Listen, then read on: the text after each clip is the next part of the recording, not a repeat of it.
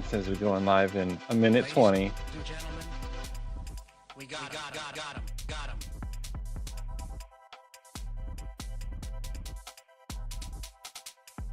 Let me get this little girl real quick.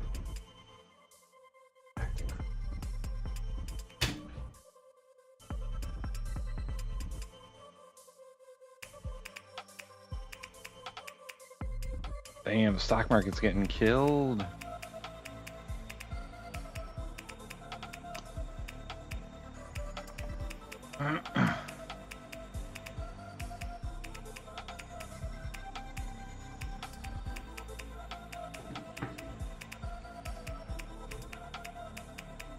Okay. Uh, How come our thumbnail's not up? Bastards. I don't know, but if you put your cursor over it, it'll show up. But for some reason, it doesn't like just do. The thumbnail is just a snapshot of the market. I should get a market ticker and just leave that on screen the whole time, so we can watch throughout the show. Yeah, that is a good idea. Put it up in like the corner. Because it is getting killed. Yeah. Oh, I know what I wanted.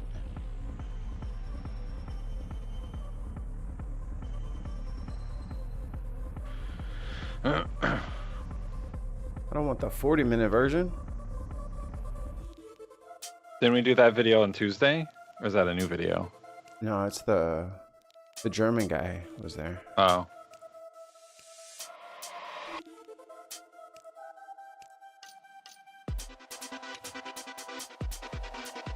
I'm head bobbing like a mug. I think this is it.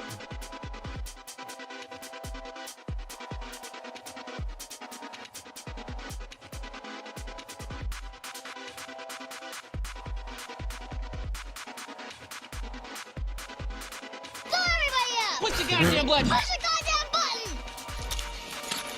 You heard what she said. This Ben Podcast Network production is brought to you by our patrons, whose glowing support keeps the lights on. So thank you, Tons of Mice, McClare Vert, Ollie, Dig on America, keep the thing going, Hayden, and Russell. Ah, I remember them all. But I'm not alone here. I'm here with Tim. Hi, I'm here as well. You are, and you. I'm not eating eggs. I'm not eating eggs. I'm not eating. I'm not eating eggs. I'm not eating eggs. Not. I'm not. Keeping our elbows up, bud. I win the cup of the day, I think. Let's go, Tim shot. All right, present them. There you go. Ooh, feel the burn. Feel said burn. This is that is little drawn me and baby. Aww. And it says Dada. So I guess Tim wins. Okay.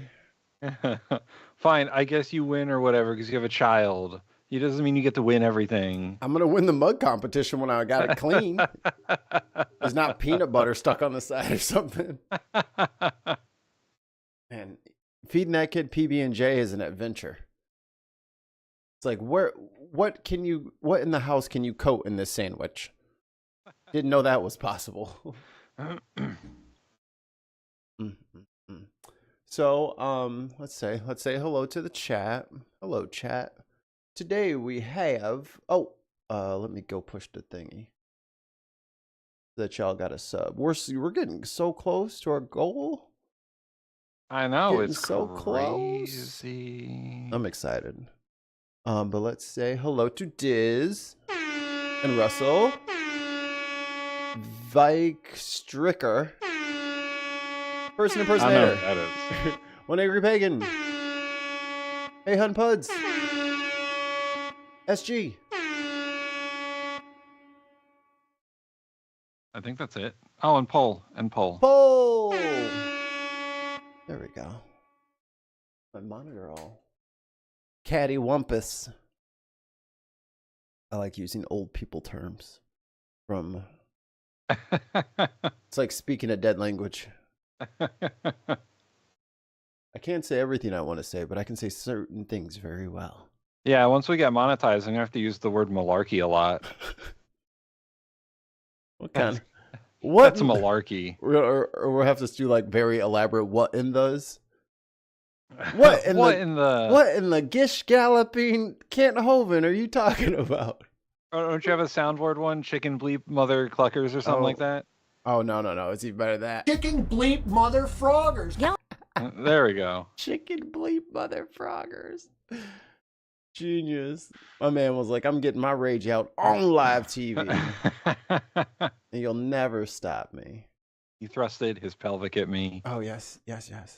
Thrusted his pelvic into me to try to provoke me, try to elicit a reaction. No reactions here. Only kind of reactions we have over here are allergic reactions. Are you allergic to anything, Mikey? I'm allergic to most things. Oh, man. Air. Most air. I can't breathe.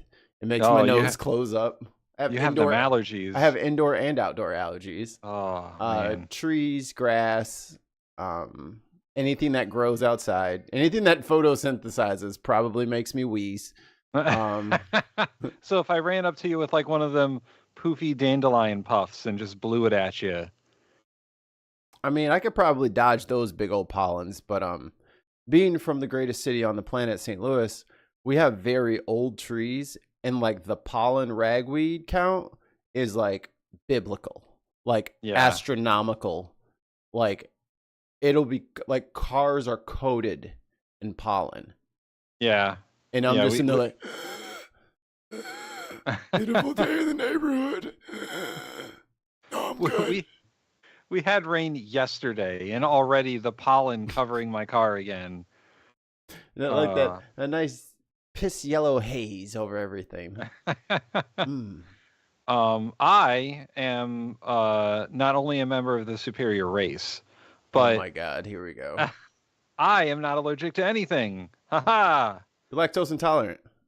Oh yes, my body does not like cheese, but I think that is self-imposed. I don't think that was nature. I think that was owning a grilled cheese truck for many years. And my body was like, enough of this. We're not done with cheese. We're not processing milk anymore.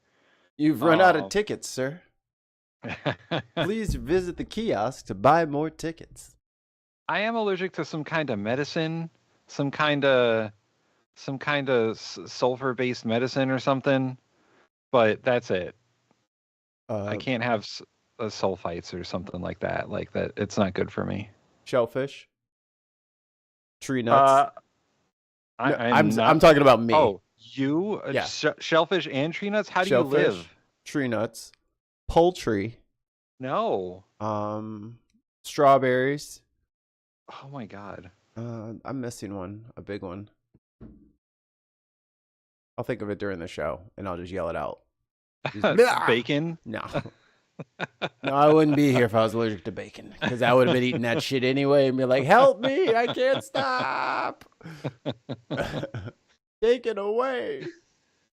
That is how I feel about cheese. Like, I can't live without cheese, so... Spring is spring. You ain't lying, girl. Yeah, it is. It is. The trees don't even have leaves, and already there's pollen all over everything. Yeah. So. I hate onions. I'm a super taster. Yeah. I live a very bland existence. Like when I hear like the stories of like people living up on top of mountains as monks, just eating fucking bowl of rice every day, I'm just like, hey man, if the pollen count's down because of the rain, like sounds great. Like I really wanted to move out to the Pacific Northwest just because it rains so much. Right. And I would be able to like breathe sometimes. But I have to pay the $1 a day for my breathing tax. I have to take my Zyrtec. Yeah. Oh, cats. Yeah, I'm allergic to cats. Don't you own a cat? 2 cats. So you have 2 cats. Yes. But you're allergic to them. My wife came pre-installed with cats. Oh, I see. I see. You inherited cats. Yeah, it was the default program when I downloaded the wife.exe, so I can't get rid of them. It came with 2 cat Trojan viruses. Yeah, and they're currently destroying my couch. Well, today is a day of mixed feelings, Mr. Tim. Because we do have some things to be very happy about. We have some I told you so's, and then we have some oh goddammits. Yeah, we do have a few I informed you thuslies. But first, to the cheese, and I almost wore my Bears jersey today, just so I could say, "Go Pack, go!" Because Wisconsin, you did it. Race in Wisconsin. Liberal judge Susan Crawford has won the race for a seat on the state Supreme Court. Experts see this race in a battleground state as a referendum on the Trump administration. The race also made monetary history. Take a look at these numbers. It was the most expensive judicial contest ever. Let's turn now to see. Oh my God, Dude. That's disgusting. What is wrong with us? Like, what the hell, man? And just for some background, these judicial races are nonpartisan. They are not official parties. Like Susan Crawford, is the liberal justice, and Brad here is the more conservative justice. However, they're not Democrat or Republican. Right. They're not backed just by a listed. party. Right. They're just listed as their name. And $81 million for a judge, for a judicial race. Well, why is this seat so important, Tim? Well, it would rebalance the Wisconsin Supreme Court and take away the conservative majority. So and Wisconsin is important. Why? Because for some reason it's a fucking battleground state every year. Dun dun dun. So you had a battleground state Supreme Court justice who's going to be in charge of, drum roll. Oh, I need a drum roll. You do need a drum roll. I'll use this. I love Tesla. That'll substitute. So yeah, when they want to get rid of those horribly gerrymandered districts, which could change how the state's gonna flip, it's a big election. Like, even though it's Supreme Court justice, where normally the nation wouldn't care about this, Wisconsin would care, but the nation wouldn't give a shit. Like, but this is big for the midterms that hopefully we get. Hopefully. And the Supreme Court in every state is very important because the challenges for elections would eventually go through them. So whenever Trump decided to challenge, or Republicans decided to challenge an election, it would go through them. And so having this more aligned court is important. Yeah. But I just want to go back a couple of weeks. We played a Keith Olbermann clip where he was talking about Citizens United. Oh, this one? Good night and good luck. Yes, that one. And he was talking about like judges and legislators being purchased. This is it, man. Yes. Look how much money they spent on these people. $45 million, $45 million to lose. To lose by 10 points, which, by the way, is 5 points more than the last Supreme Court race that happened in Wisconsin. Elon Musk cost the Republicans 5 points. I don't know. He's really cool, though, dude.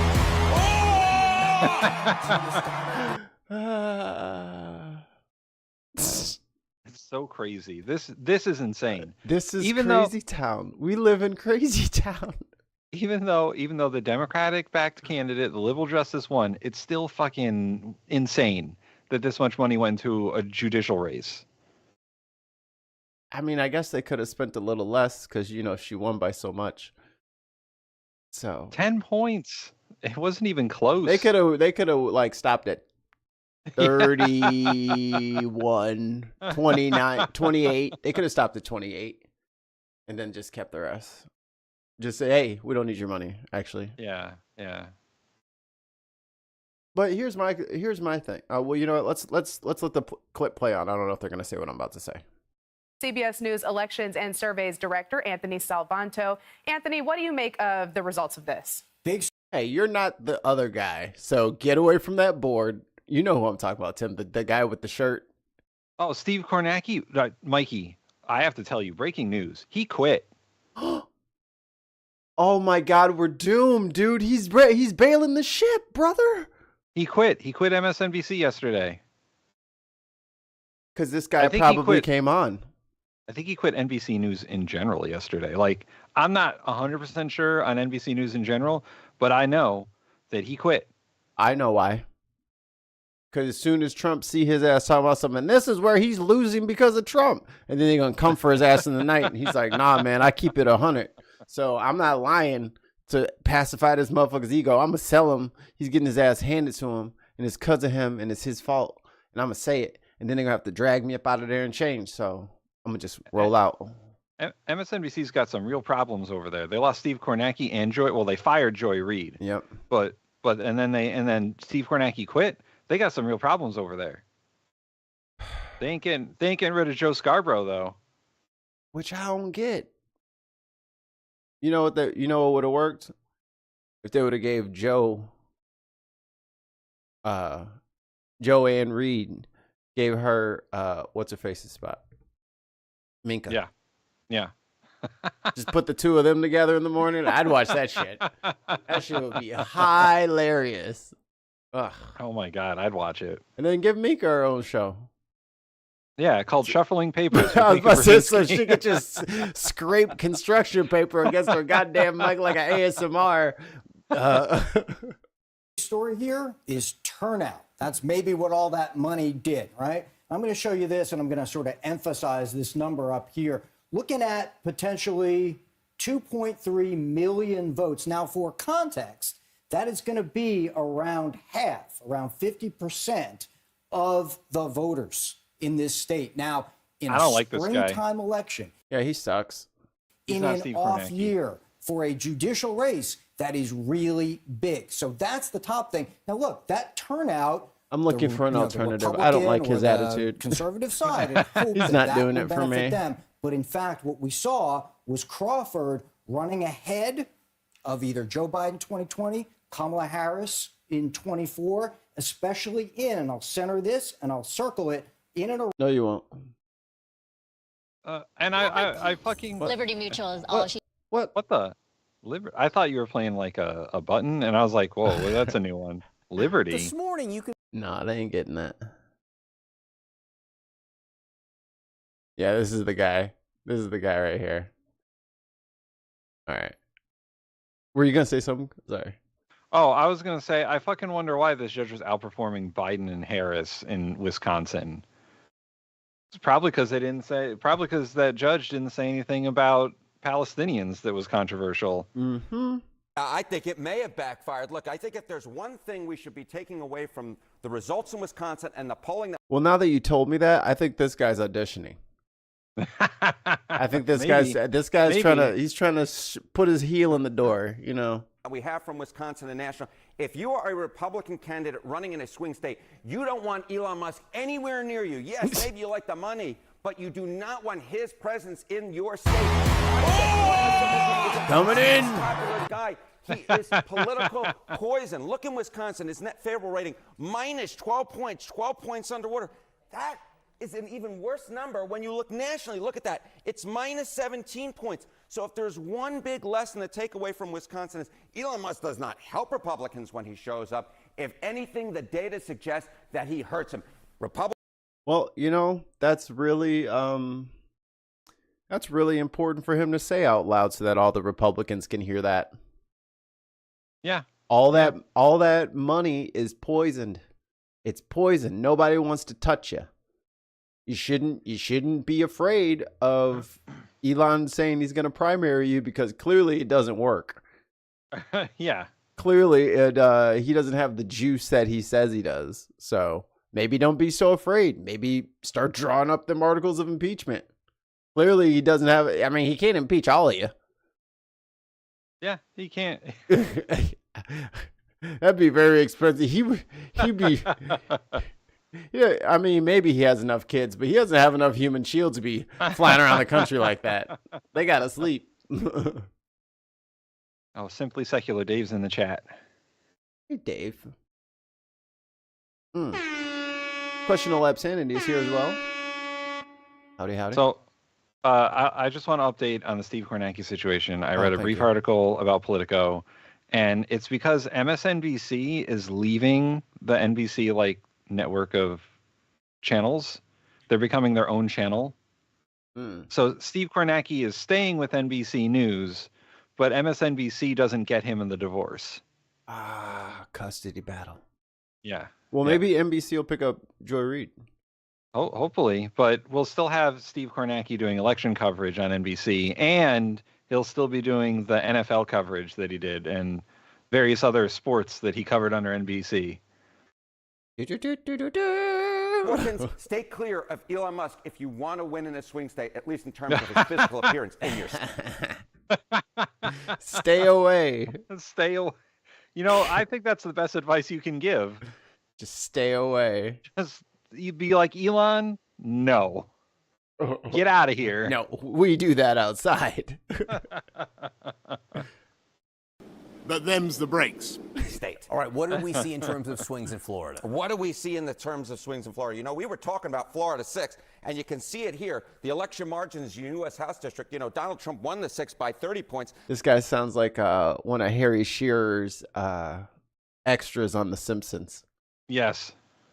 Last night, what did we see? We saw the Republican Randy What do we Fine see here? win What do by we see, 14. That's a swing of 16 points. But that's not anywhere near the swing we saw in Florida 1. Look at that. Donald Trump won it by 37 points. The Republican won last night, but only by 15. That's a 22-point swing. We're talking about an average 19-point swing from the baseline back in 2024 in just a matter of 4 or 5 months. So the fact that this isn't only in a couple months is stark. Like, Yeah. That is obvious. That is I mean- a rejection of this administration. So there's a few factors you got to take into effect here, right? One, the presidential election is the people where most people vote. Right. Special elections, not as many people vote. It's more base. So that's important to know because the base is that plus 37%, right? Yeah. So that means that more people voted for Democrats, but more base turned out, which is not good for the Republican Party. Because that means they lost even though fewer people voted. Or, you know, they still won, but not by half the margin that they won in the presidential election, and fewer people voted. Imagine if more people voted. Be in trouble. Big trouble. Billy. Oh, you're not late. We're early. Yeah, we're These are early. massive shifts. These are massive shifts to the left. Democrats really have to like this, even if the Republicans added to their majority in terms of what this potentially means down the road. You take this type of swing, you put it on some swing districts, that's very good news for Democrats. Now, all of us who I'll take Man, that. they all trying to be Steve Kornacki. Man, they're like, the king is dead. The king is dead. This guy's not. Around Milwaukee and the Milwaukee suburbs where Democrats have to do well to win a race. And so that is where the turnout story connects. Oh So my is it- God. Oh my God. Oh God. Come on, CBS. You got the Windows 10 trial version on that joint. Come on, man. Oh man, that's hilarious. That's funny. Wait, look at this. Look at this clown. So this thing, like, dude, can we just like? I mean, I guess the whole point of it is that he bullshits it, right? So it's not like an actual lottery. But Yeah. but this public giving of funds has to be a violation somewhere. It has to. Even just the preponderance that there's any kind of money or any sort of like enticement, financial enticement for anybody to vote for somebody is crazy. Yeah, the big workaround here is that he's using a political action committee, which is less restricted, to pay voters for signing a petition.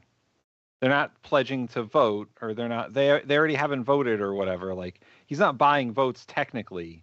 He's buying petition signatures. And that's the workaround. In campaign finance law, it's still pretty murky. Yeah. Like, you could probably bring a case against Elon and saying he's buying votes, because he is. Like literally. It's not explicit. He's not saying here's money for your vote. Right. But he's buying votes. It is the consequences that he is buying votes. Yes. And this whole thing is, boy, if the Federal Election Commission had any teeth. Right. If they had any sort of enforcement power, and if anybody cared about them, he would be in court over this. Diz in the chat says that dude with him is the chair of the College Republican Party.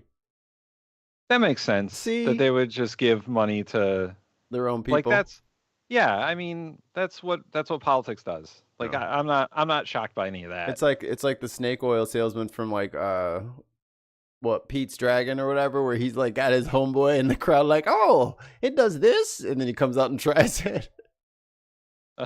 Irish Swede's in the chat, and Swede says, not a MAGA, but I can explain tariffs. Oh man, let me I'll look at my phone. Let me let this play out.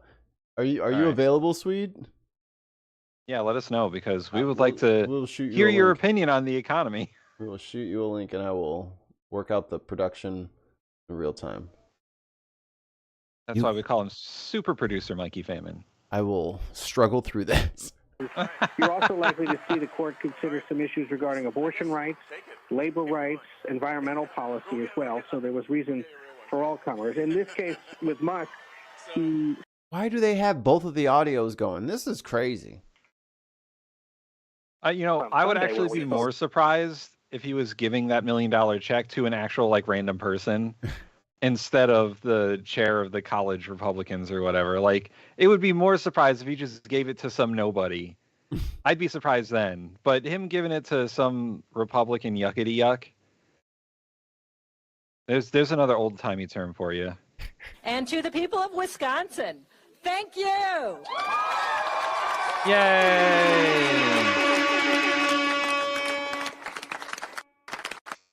Thank you. That's them, for not me. Trusting me to serve you on the Wisconsin Supreme Court. This campaign has been an incredible life. Get your camera right. What the? They got an EMP inbound. In so many ways. And I'm so grateful to have earned the trust and support of voters across this great state.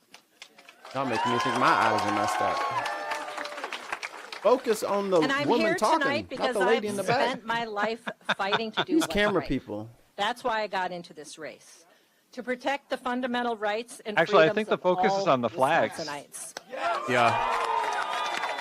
Move your hand. Oh my God, this is so ghetto. This is like the bootleg version of the damn press release. Growing up in Chippewa Somebody gonna walk up and go to the bathroom. Falls, I was Fix blessed your focus with a plane. loving family. Jesus. Yeah, Chippewa. Yeah. Brother, sweep kick that lady with her hand up. What you doing? Be like, get the fuck out of my shot. Stop. And my experiences growing up in small town Wisconsin shaped me into the person that I am today. Someone who values hard work, common sense, honesty, and who can tell right from wrong. Oh, we don't need none of that. Someone who watches out for people. But I've got to tell you, as a little girl growing up in Chippewa Falls, I never could have imagined Shout out Chippewa that Falls. I'd be taking on the richest man in the world and whooping his ass.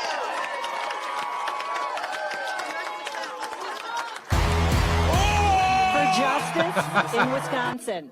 And we won. So, it would appear that the incel kryptonite is women. They can't win against women. Yeah. I think that's... They're terrified of them. It's because they don't know. just because they don't know. We know. We know. We keep our head down. Listen, man, Mikey and I have been saying this from day one. They're just going to put us in cages at some point. Yeah. We will have very nice lion cages. The rest of you mongrels, you're going to be tied up out back. Man, if the women ever figure out that they could just outnumber us and put us in the mines. When the revolution happens. It just control us. And we get a matriarchy. Man, it's going to be vicious. I won't be in the mines. I'll be like a house servant, I think. I will be a court jester with Tim. We will have a very entertaining show, bashing men the whole time. We're just going to shit talk men 24/7. It's going to be the #1 podcast. Men, am I right? Yeah, that'll be the name of it. Yeah.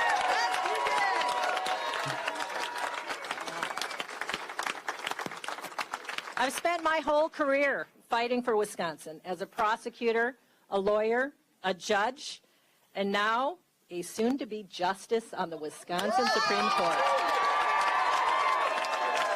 All right, that's enough.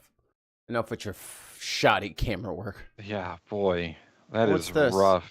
Woo! Oh, damn. Holy schmitchy. We got a little bit of a rebound. Yeah, only a little bit, though. The Dow Industrial Average is currently down 1,400 points. The S&P 500 is down 228 points. And the NASDAQ is down almost 1,000 points. That's probably not related to this, though. No, it wouldn't be. There you go. It wouldn't be. There we go. I heard Trump was tariffing islands that don't have any people on them. No, why would you say that? Where is it? Let me see. Where is it? Hold on. Oh, come on. Did they take it off already? They might have taken it off. Damn But it. there were like 2 or 3 islands that they were like, yeah, 10% tariffs. Nobody fucking lives there. Yeah. Hey, yo, fuck them penguins. I'm sick of them. Sick of them. 10% tariff on Antarctica. That's not on here. They must have taken it down. Is there a reason why we're launching 44% tariffs on Myanmar? Well, you see, Mikey, Trump had a tariff liberation day yesterday. We were being liberated from cheaper prices on our goods and services. We'll never pay for cheap things again. We will only pay for expensive things from now on. I want to know why there's a 50% tariff on Laos. What are we getting from what is Laos doing that they deserve extra half on all their prices? Let me see what the Laos population. And 7.5 million people. Yeah, I watched some of Trump's dumbass fucking speech from yesterday, and he's like, the people of Vietnam. I don't do a good Trump impression. I wish Mark was here. The people of Vietnam, they're so nice. They're great people, but we're going to tax the shit out of them. But why? Because they make things cheaper than we do, and so we have a trade deficit, and Trump doesn't know what a trade deficit is. He really doesn't. And he has no fucking clue. It's so frustrating to hear him try to explain shit because it just gets more off base. Like it just gets worse instead of better. Ugh. Yeah, even Swede says it. They flat lied about how they calculated what tariff percent to even use. They use a stupid trade deficit / export total. Which is not going to be of any friggin' use when we have 100 times the people that these people have. They'll never be able to buy as many Harley Davidsons as we do. Like, it just doesn't work that way. So stupid. It's so dumb, and it's the reason why the Dow Industrial Average is currently down 1,400 points. Silver Slugger Dave with the King of the Hill reference. I see you, Dave. That's nice. It's nice. That's niche. Niche. Ugh. So dumb. Sweet says send him a link. All right. And then we can have our BIN network expert economist talk to us about tariffs. Because unfortunately, out of all the degrees I have, none of them are in economics. I don't know. Most of this is gobbledygook to me. It's all clicks and whistles. Yeah. I watch CNBC and then I just sort of go and pass out. When they start talking about economic indicators. I talk to Swede once a week, so I'm like, so I've been really hey, glad that I found you.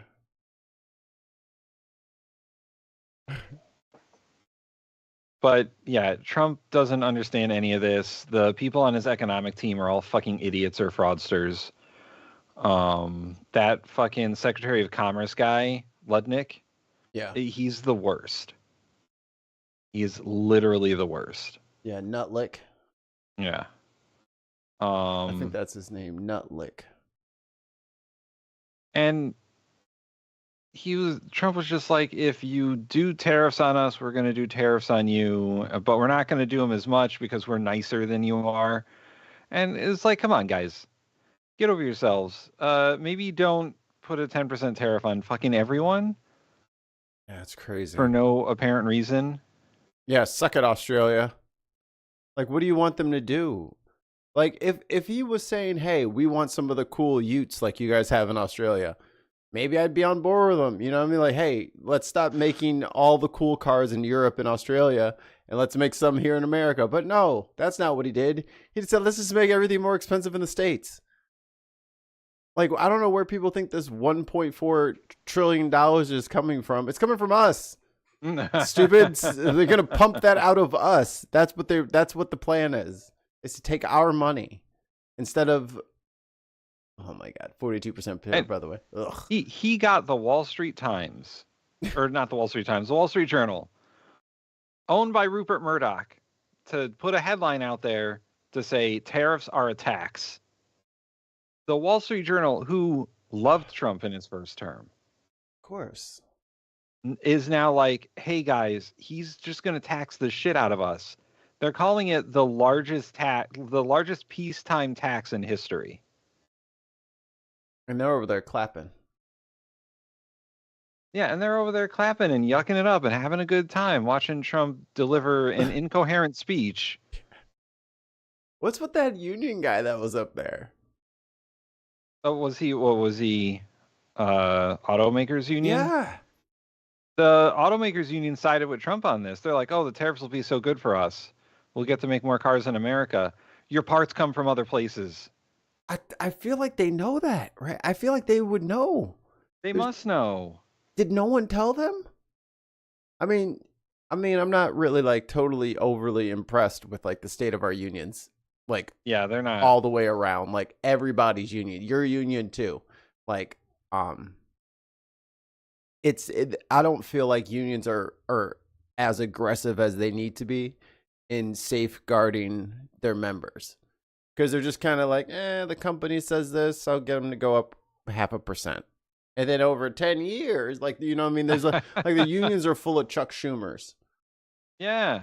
And it's a problem, because I noticed that when in my last one that I was in, they just gave everything away, like for nothing. Like time and a half on Sundays, gone. Well, what was the compromise? $1. An extra $1 an hour. Like, so instead of making, if you make $20 an hour and you work an 8-hour shift, instead of like an extra $40-$80, you get $8. And that was a compromise. Like, what the fuck? Like, what are y'all doing? Yeah. They don't fight for anything. We're waiting on Sweet. Yeah, he said that the link is sending him to the wrong place. Oh, because I think this is the last day. The last day of Skype. Oh. Skype is ending. Oh no, how do I get him in here? I think he's in here now. Oh yes. There we go. I hate Microsoft Teams. I know this is our like last hours of what's it called? Of Skype. Yeah, Skype is ending. Closing it down. Trying to get everyone to use Teams. Fuck Teams. It's not gonna work like they think it's gonna work. Aha! We present to you the Irish Sweet. All right, that's enough of that. Happy 45th birthday to me. Yay! Oh, yay! I will always remember this due to the crash of April 3rd. It's the Trump also, session. Happy birthday to Eddie Murphy. I can see the resemblance. Brando. You and Eddie Murphy have a lot in common. Yeah. Yeah, we're both jokers. Kids. Had kids. Yeah, kids. He's got like 70 kids, though. He's like Shaq. Yeah, I only have 2. Not like Nick Cannon levels. Or Tyreek Hill. Oh, he's on my soundboard. Wait a minute. You think you can talk crazy to anybody? Have you lost your mind? That was funny. When you got arrested before the game, that was so funny. Oh, comedy. He's the best person to ever see on like dash cam footage ever. That dude was cracking me up. Oh, and all the cops were afraid of him, so they didn't do anything stupid. But anyway. I'd be afraid of him too. Have to throw the gun at him like Superman. But Swede is our resident economist. None of this stuff is financial advice. If you want financial advice, you should probably talk to a financial advisor that you pay. This ain't it. Do not trade on my prognostications. Or his advice. Yeah. Although, if anybody follows my Blue Sky feed, you should have gone to cash 2 months ago. So Swede. Too late. What is currently happening to our economy? In short, what's happening is you're seeing enemies start to become friends, such as Japan, China, Korea. If you know anything of the history of the last 100 years, you know Japan and Korea have a tenuous relationship at best. China, Korea also have a tenuous relationship at best, and Japan and China have a tenuous relationship at best, just due to some history. We won't get into that. But they've all come together now and said, hey, look, we'll just, act in concert together, because money talks a lot more than 80 years ago. War crimes from 80 years ago. Right. And Europe is coming together and saying, well, we don't really need American goods. Taiwan produces chips. China produces chips. Right. Most of the rare earth minerals to produce chips come from either some regions of Africa, Ukraine. Afghanistan is actually one of the biggest producers of rare earth. Oh, the rare earths. Southern China. The raw earth. The raw earths. Yes, the raw earths. Rare earths, lithium, that type of stuff. If only someone, I don't know, 15, 20 years ago started putting like ports and railways and highways in Africa. I mean, I can't think of the China, damn it. This is all falling directly into China's hands. China. This is exactly what they wanted us to do. And we did it. Damn it.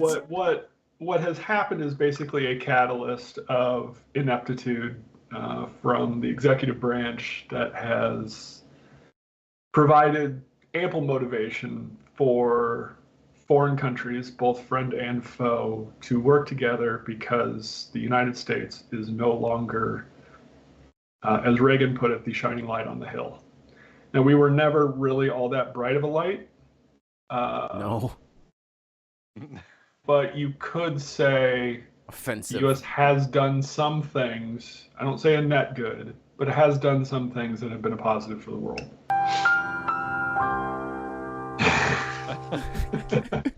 So I don't exaggerate and say I'm like, the U.S. is Trump patriotic level, but there have been some good things that we've done. Joining the right side on World War II was probably one of those.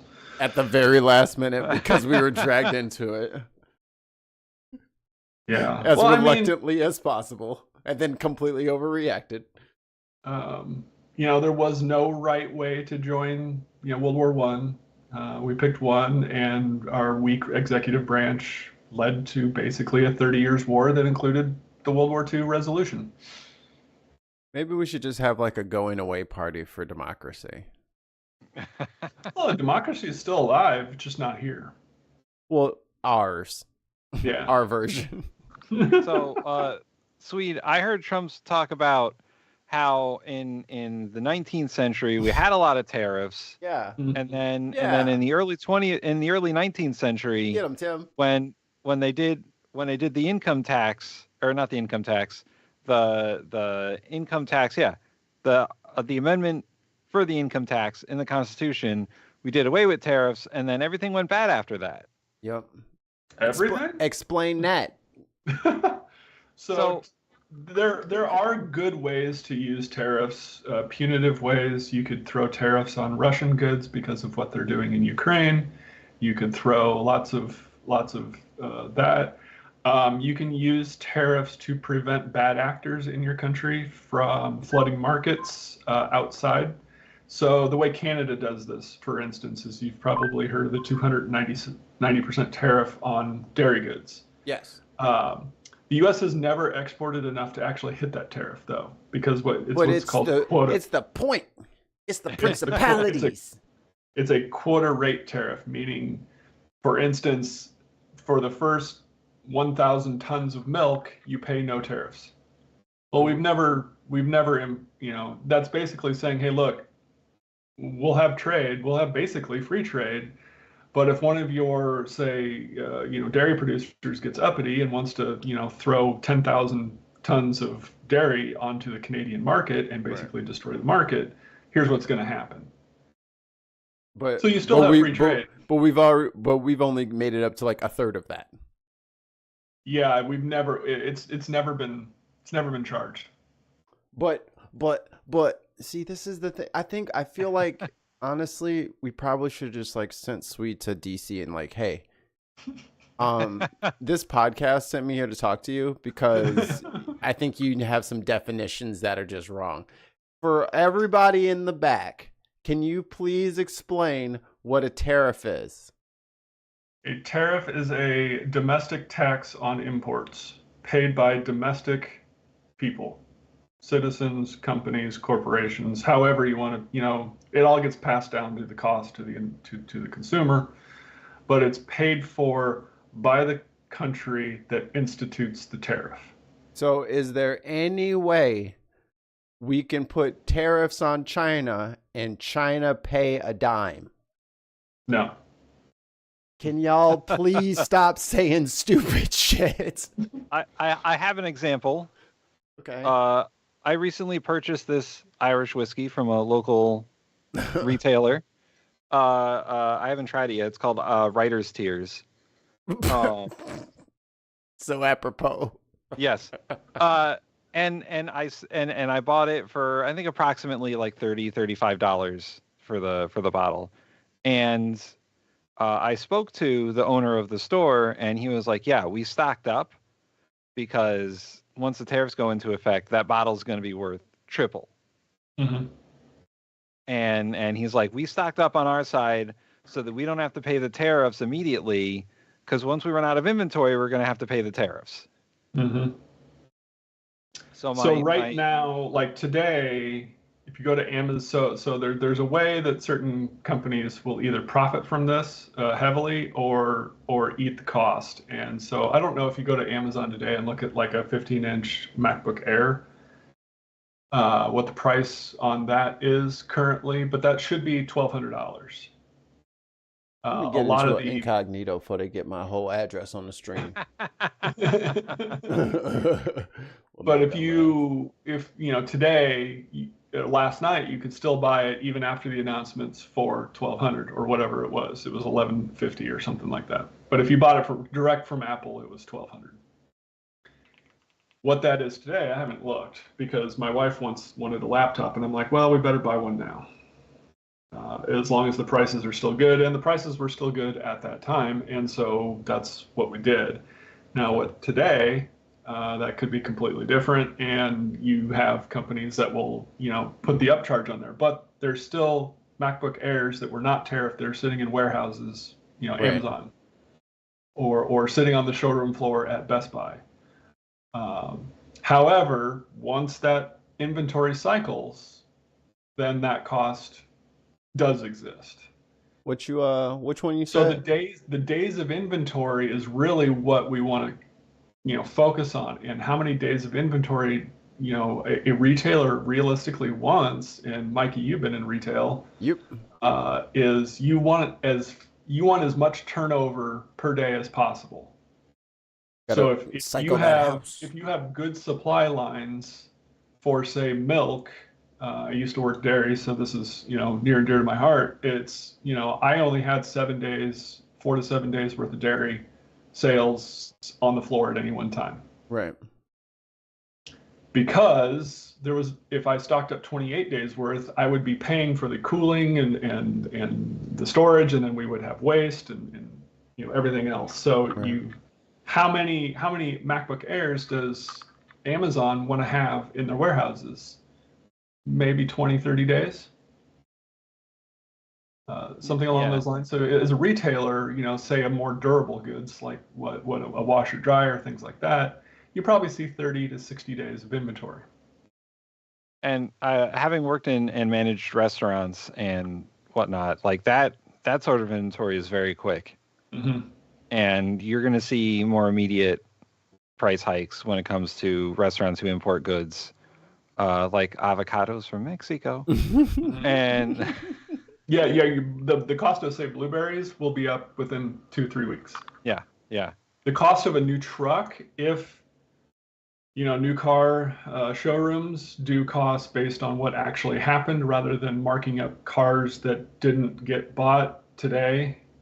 Which they're totally not going to do. They're totally not going to just. How much of this is going to be price gouging? A lot. Early on, you could see quite a bit. Later on, it'll be real. Let me see. So there's going to be industries that are going to like upfront some of these prices to make a few extra bucks before they actually have to pay the tariffs. Yeah. So, and then, well, the other thing is they know what's coming down the pike is when prices rise, monetary velocity remains constant. That means you're going to be selling fewer products.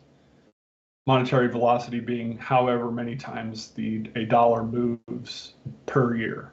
Right. So employer pays you go buy a MacBook, Best Buy uses that dollar to pay employees and everything else, and then that dollar again gets moved. That's a velocity of 2. It's moved twice. So and that's how you measure GDP. I heard that JP Morgan gave us like a 50-50 shot of a recession at this point. That's conservative too. That's a conservative estimate. Considering the Atlanta Fed coming out today and saying we're realistically looking at a Q1 GDP of a real GDP of negative 3.7, real meaning adjusted for inflation. So right. Awesome. Meaning that the contraction is actually 6, not 3.7, if you include inflation on that. And if that happens one more quarter, then you hit the technical definition for a recession, which is 2 consecutive quarters. Honka honka, we're all gonna die. Anyway,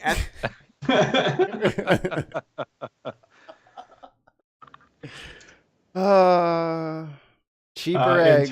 Tariffs will do that. One thing about if we really wanted to control inflation, a couple of years ago, we would have raised taxes. Because taxes are the number one way to slow monetary velocity, which is the biggest part of the equation in inflation. And you're talking about like just regular taxes, like income Regular taxes income tax. and taxes on corporations. Yes. Actually, taxes on corporations speed up monetary velocity. Really? Because CapEx becomes less costly the more you tax them. Okay. Because you're doing CapEx to invest because you get the maker's depreciation. So you would just raise the income tax then? Individual income tax, yeah. Yeah. Because velocity happens at the consumer level. Right. For the most part, 70% of all monetary velocity happens at you and me and, the individual person. Mostly Mikey. I'm the one raking in the big bucks. Well, and that goes down pretty heavily after, I think, $130,000 a year on a family. Right. So velocity, you have what's called marginal propensity to spend, which means for every dollar you make, how much propensity do you have to spend that dollar on consumption? And up to 70,000, it's over 1. Which means people that make less than $70,000 a year typically spend more than the dollars they bring in. Hence credit card debt and everything else, expanding. Or using savings, or however you want to look at it. Personal savings rates go down, things like that. However you want to use your money, that's up to you. No, that's how I'm bringing in the side income. So that's why, like, if you want to get an economy moving, increase monetary velocity, you give money to people that make less than $70,000 a year, because they will spend it. Flat out. Like a child tax credit. Yes. Or the earned income tax credit, as I'm sure Tim loves. Yes. Maybe like $50,000 for first-time home buyers. That would not necessarily be. I just wanted it. Yeah, I know that sounds great, but realistically, I don't think she was right in how she couched that. What we need to do, most of the housing supply is not due to the federal government or any federal regulations. It's due to local zoning laws and restrictions and NIMBYism and everything else. I blame private equity. I don't. Hate them. That's one thing that there's just not enough ownership in private equity. It's minuscule. It's less than 2%. For housing, it's more that there just aren't enough houses, and it's too expensive to build a house now. Yes. And, well, not only too expensive, but restrictive. Yeah. Because, like a neighborhood like mine, you might have 9 out of 12 people object to an apartment complex being built across the street. Just because NIMBYism. Yeah. My neighborhood too. They don't want things built because we don't want those apartments in our backyards. Even though the state has very set laws on like affordable housing, and your town has to have a certain amount of affordable housing in it to receive grants from the state. Yep. Well, I think you guys are part of the pilot program like New Jersey has, where 15 is 10 or 15% or somewhere in between there. Like if you have a 400 unit complex, 40 some units have to be affordable housing. Yeah, that's about the formula, yeah. So not that I've ever looked at this recently or anything. So Western Union County was a place that we were looking at dropping some investment in, but I voted for her, but she was wrong on that, because the way you need to go about it is increasing supply. And supply is the only thing. And people talk, here's the other problem. People talk about, there's so many houses that are currently available. True, except for most of them are where you don't want people to go. There's a ton of available housing in Stockton, California, but there are no jobs. Right. Yeah. And I think I've run into that in my state too, because I'm looking for a house, and all the housing that I could want is in the middle of fucking nowhere. Mm-hmm. There's no jobs by some of these houses. Yep. And so you run into this problem, and if you look at it nationwide, basically you can stick one hand in boiling water, the other in an ice bath, and say, well, on the average, it's room temperature. Right. Which doesn't help anybody. Where I live, we have 1% unemployment. However, are you going to send a bus over to Stockton, California to pick up the 20% unemployment rate people there and move them here? Do they even want to do that? Yeah, do it. Do that shit. So it's things are much more nuanced, localized, and that's a problem for politicians because they can't speak in general terms and mean anything to really anyone. That it's local politicians that have to do this work, and unfortunately, we look at national politicians to do that work.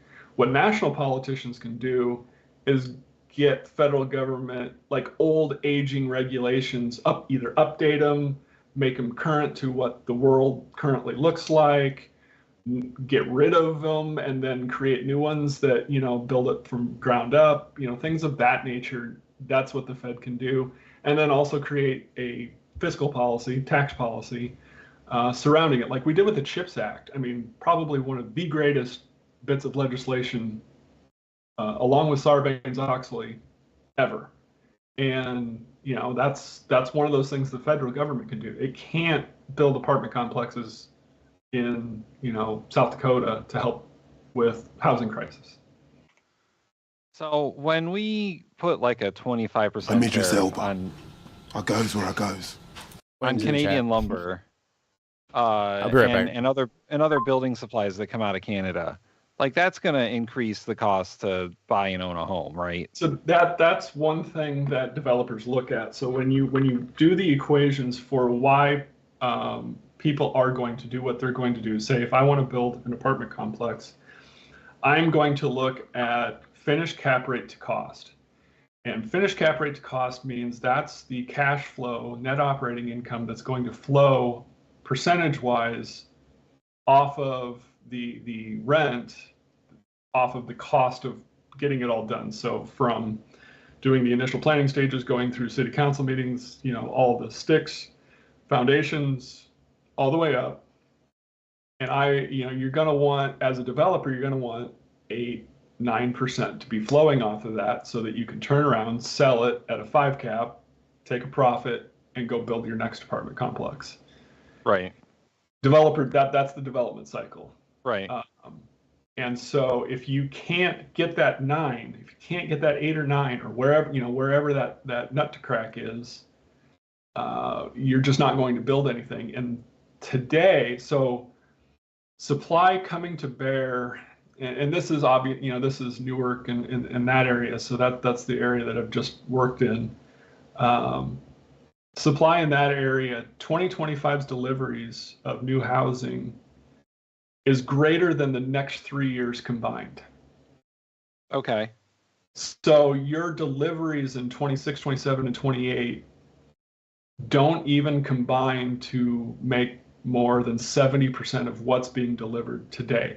And the reason of that is to build an apartment complex in Newark, New Jersey, takes 3 years.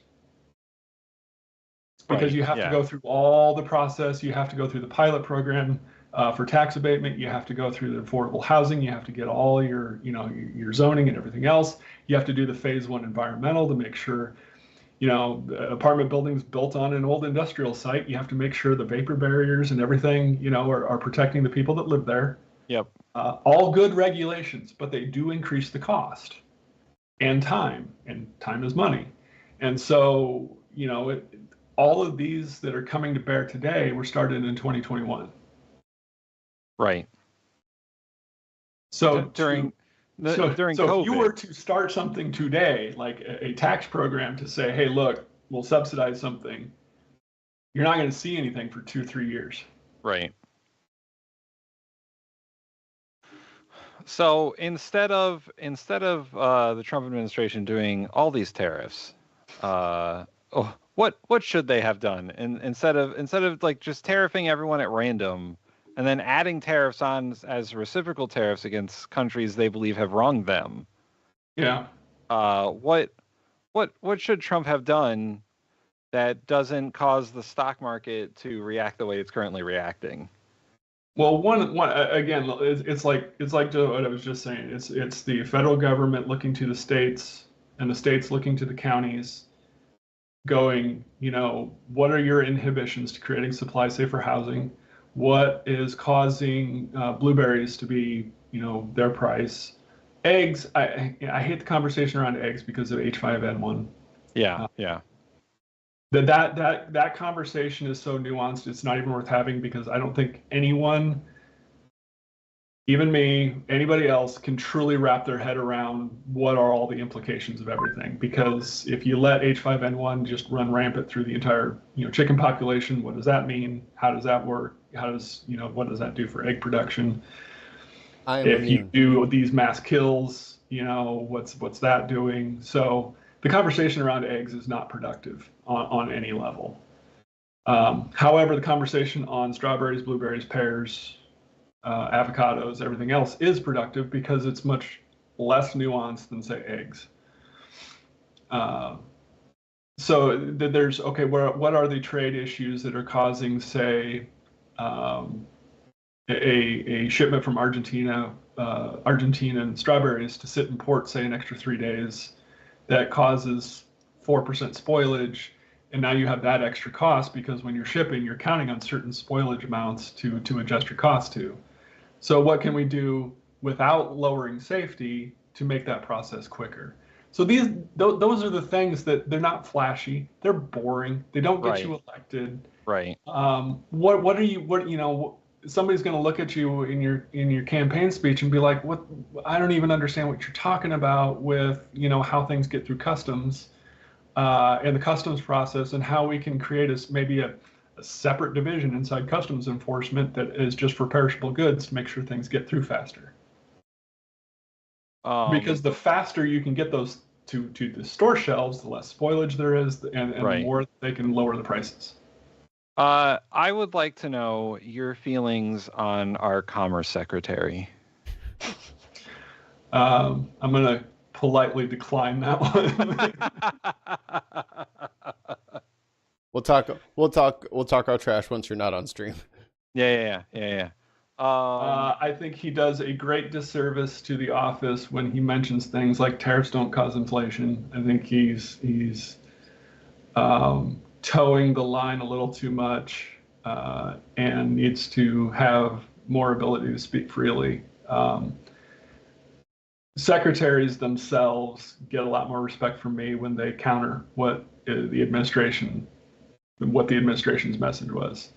So if Kamala had won and her Commerce Secretary said something that contradicted what the president's wishes were and justified it through however him or hers messaging was, that would give more credence to the office that person was holding than just basically taking a message from on high and redistributing it through different channels. Basically, Mr. Lutnick is a press secretary for the commerce side of things.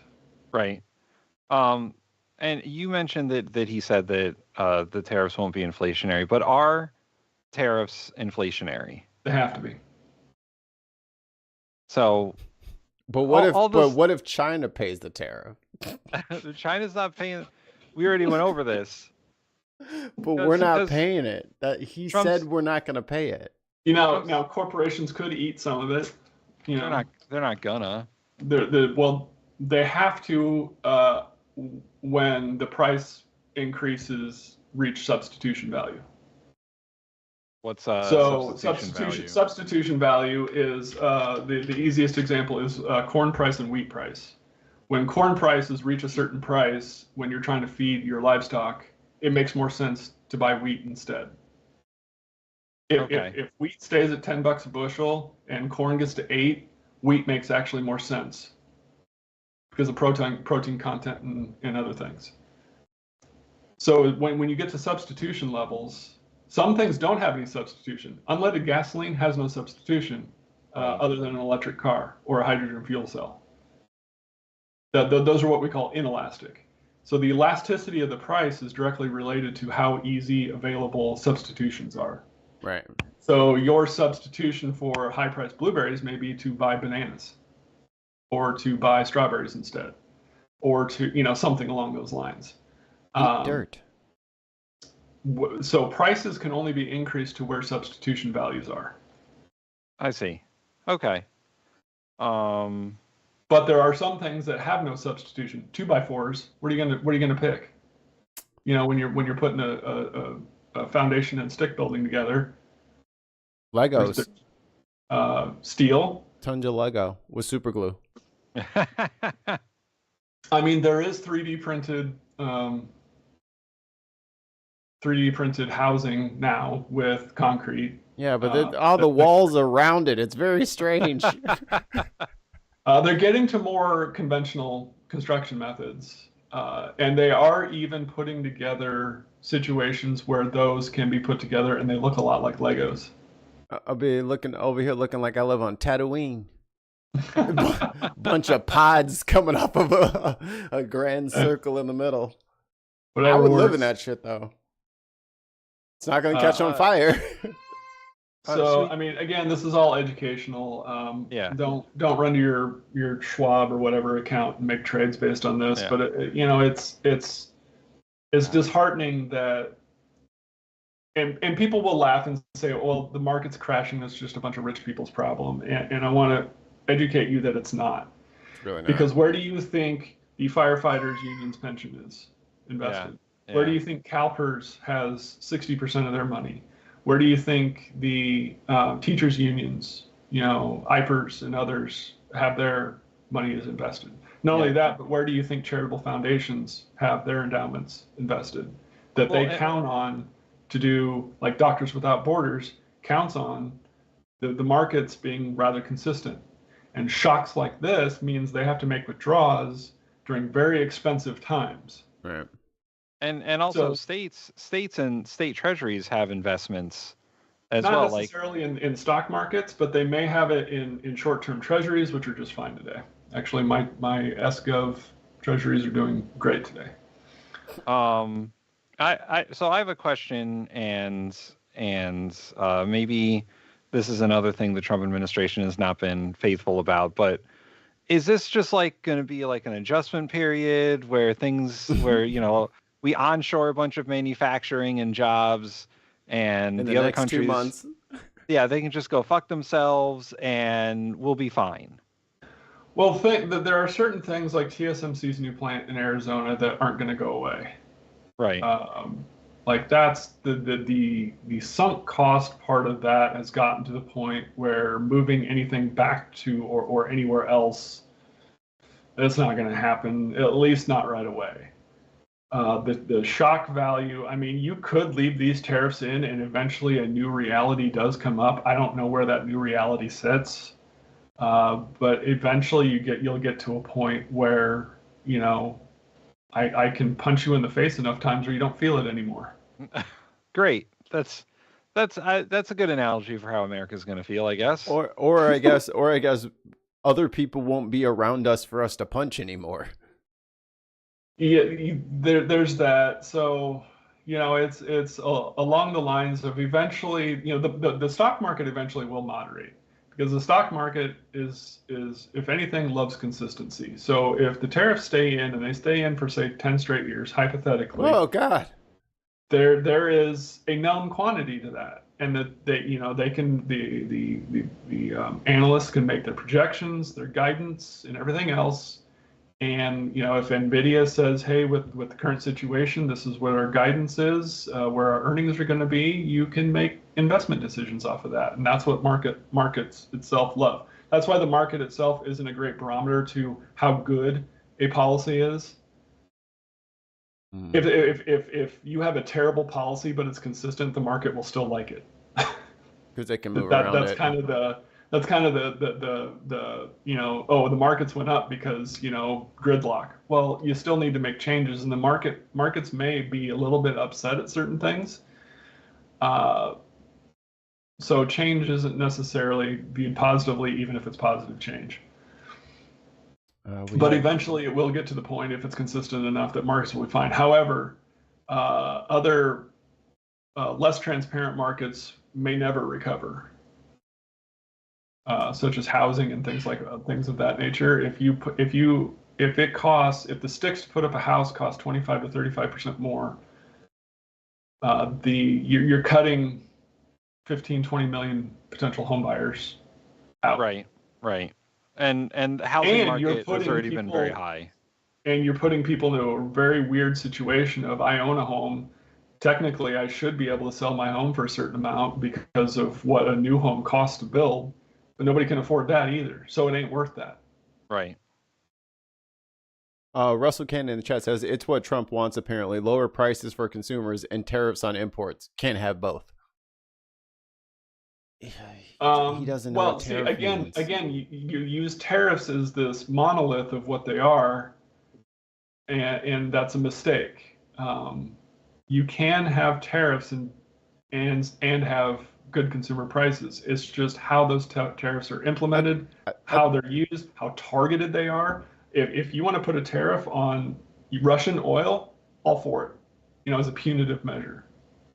Well, I think Russell's talking about like these Trump blanket tariffs on entire countries for some the most ridiculous algorithm, like the stupidest formula to try to Can you tell people what he did to come up with these numbers? The chart's up on screen now. So the formula was the trade deficit divided by the amount they export to the U.S.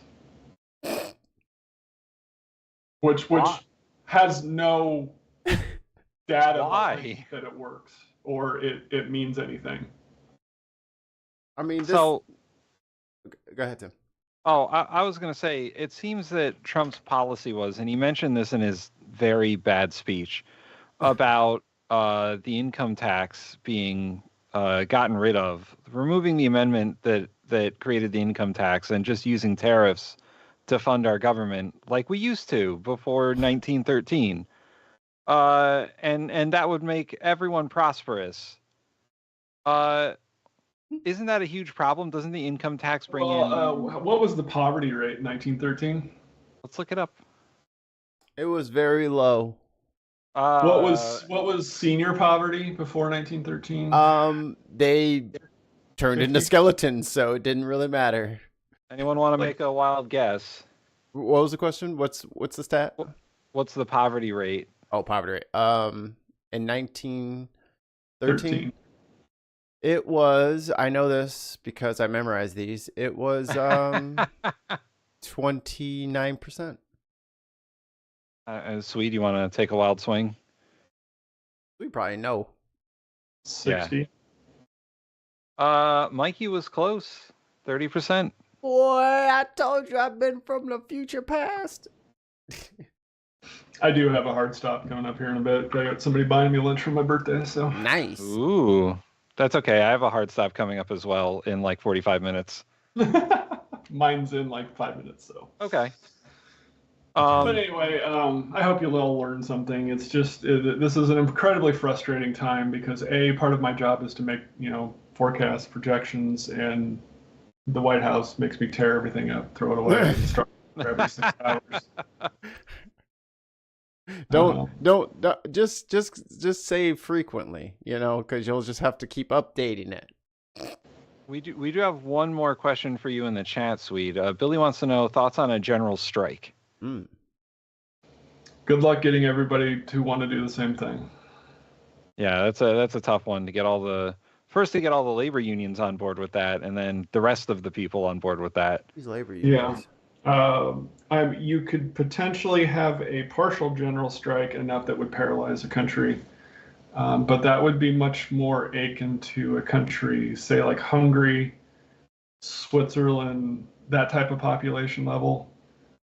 Getting 180 million working people to do something together, I find that very outside of, a unifying event. Yeah. And I'm talking 9/11 level. Right. Well, I mean, we do have all of our national security on fucking Snapchat right now, so. Fucking Pete Hexet's doing stories of like where our next strikes are gonna be, for fuck's sake, doing reels.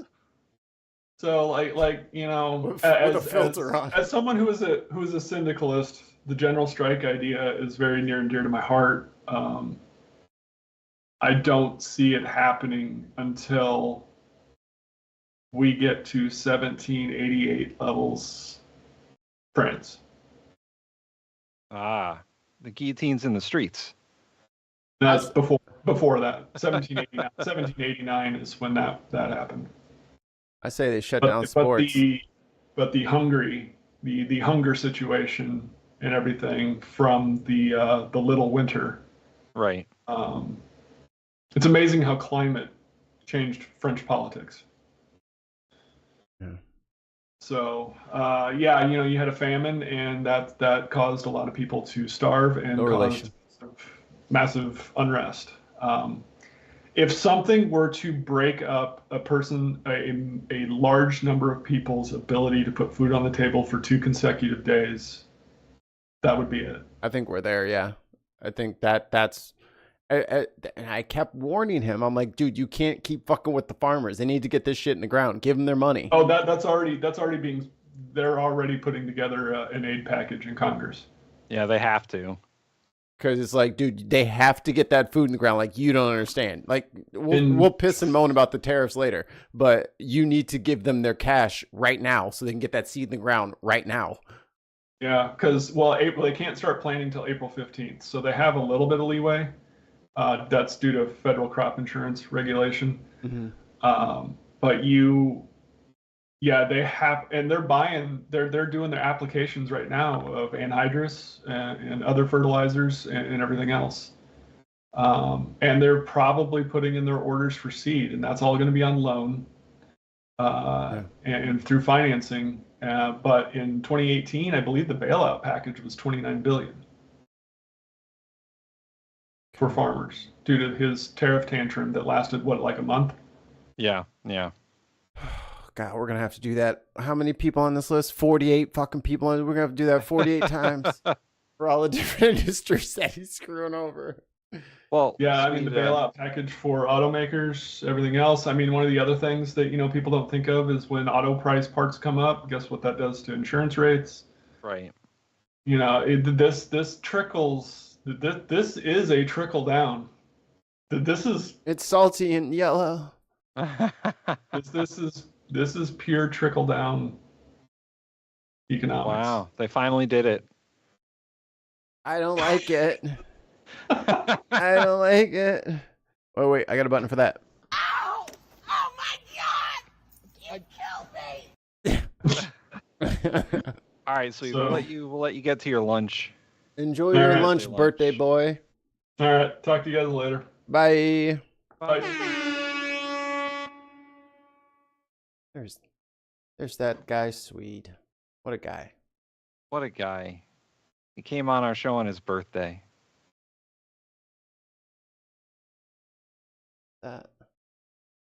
I'm giant. No, look at me. Control yourself. Ah! It's Kaiju Tim. That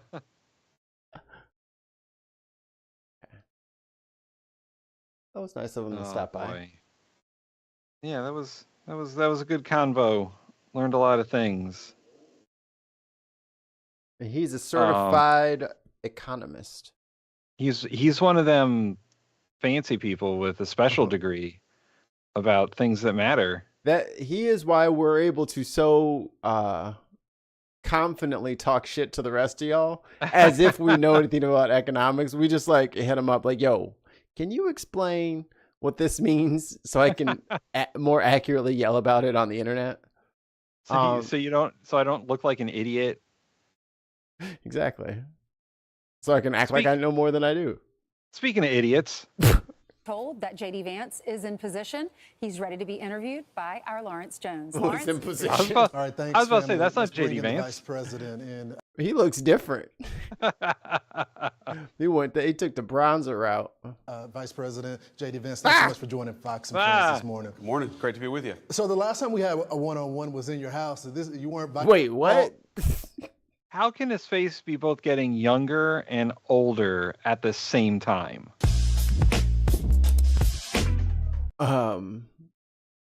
Because he dyes his beard. Is that adrenochrome? Is that what he's doing? The babies. Vice President, yeah, you were, Sweet you were baby juice. auditioning. You were the only candidate that said That called him Hitler, yes. Yeah, if you there we didn't go. get selected, you would be disappointed. Well, you got accepted. So congratulations, Mr. Vice. Yeah, dude, he missed a big chunk over there. Yeah, he's going for like a more salt and pepper look, because it's like, well, he's got spots. The pepper should be more on the jawline, no? Yeah. He's got one streak of pepper over by the ear. Just looks weird. I mean, also, if he's not dyeing his hair, or if he is dyeing his hair, we know now. Look at this. And look at this. And how old is he? Like 45? He's got to be like 40. He's like 42, right? He's like not that old. He would look abysmal if he was like all gray hair at this point. He has to color it, dude. 1984, so he's 2 years older than me, so he's 40. 40 or 41. Yikes.